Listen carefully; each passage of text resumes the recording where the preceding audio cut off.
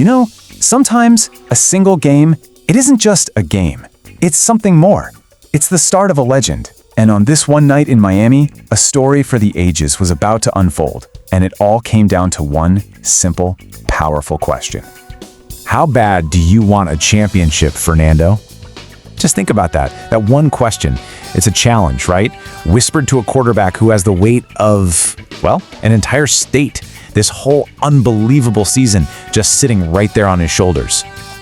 Okay, so let's set the stage here. We're talking January 19th, 2026. The place? Hard Rock Stadium in Miami Gardens, Florida. And what are they playing for?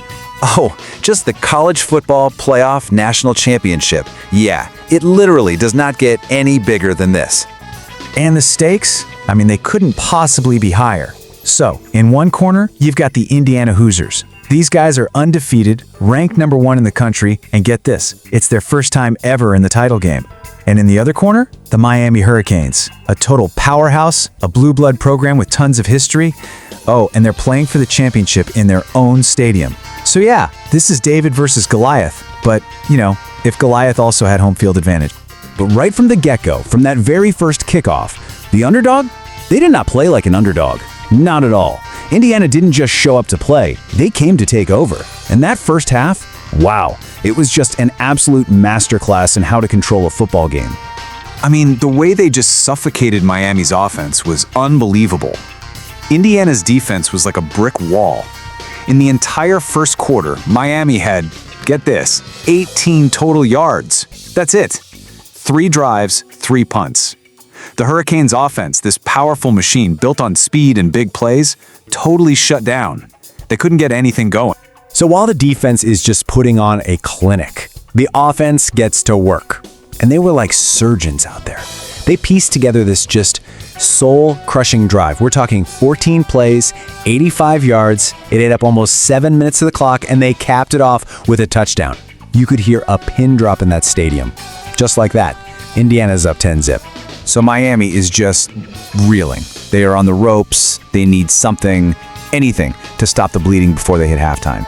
They finally managed to string a few plays together, just enough to set up a long field goal. This is their chance, right? A shot to get some momentum, to finally get some points on the board. Doink, the kick from 50 yards out just clangs right off the upright. No good. I mean, that pretty much summed up Miami's entire half, right? So the Hoosiers head into the locker room with a commanding 10-0 lead. And if you look at the quarterback duel at halftime, well, the stats pretty much tell you everything you need to know. Indiana's guy, the Heisman winner Fernando Mendoza, had more than double the passing yards of Miami's Carson Beck. The kid was just putting on an absolute show, totally outplaying the veteran. But listen, teams like Miami, they don't just roll over and die. They're a powerhouse for a reason. And they came storming out of that locker room after halftime with a completely different energy. The whole game was about to get flipped upside down. The second half was, well, it was chaos. 57 yards. Running back Mark Fletcher Jr. just finds a little seam, hits the hole, and then boom, he is gone. Explodes into the open field for a huge touchdown. It took one single play to wipe out a whole half of frustration. And suddenly, that stadium is electric again. Miami is right back in this thing. It's 10-7. But wait, Indiana punches right back immediately. On Miami's very next drive, they're forced to punt, and the Hoosiers' special teams just crashes through the line, blocks it. They block the punt and fall on the ball in the end zone for a touchdown. It was a jaw-dropping, game-changing play that just snatched all that momentum right back. The lead is back to 10. But the Hurricanes, they just would not go away. They scratched and clawed their way right back down the field. And just as the fourth quarter gets underway, it's Mark Fletcher Jr. again punching it in for his second TD. So now, it's 17-14, a 3-point game. We've got 15 minutes left to play to decide who wins the national championship. Okay, so you can just imagine the tension in that stadium. It's got to be unbearable. Every single snap feels like it could be the play that decides everything. And here we are, just over 9 minutes to go. Indiana is facing a huge, critical down. Their whole season, it all comes down to this one moment. And you have to think that question is echoing in his mind right now. The ball's in the hands of the Heisman winner, Fernando Mendoza. This is it. The moment he's been working for his entire life is happening right now. The play call? It's a quarterback draw. And honestly, it looks like it's dead on arrival. There are defenders everywhere. But Mendoza, he just refuses to go down. He breaks one tackle, spins out of another, he just keeps those legs churning, and with one last desperate effort, he lunges, and he's in. Touchdown! That right there, that was Mendoza magic. An absolutely unbelievable display of pure heart and will. That's the play of a lifetime. The Heisman winner having his Heisman moment on the biggest stage you can possibly imagine. Every single doubter silenced. And that spectacular run? That was the dagger. It sealed the deal.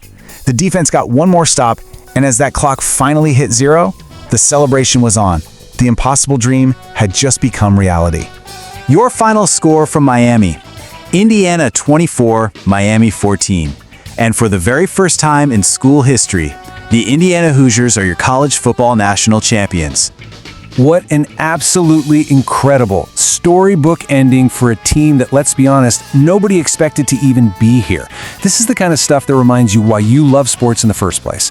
But it does leave you with a big question, right? Was this the perfect ending to a Cinderella story, or are we watching the very beginning of college football's next great dynasty?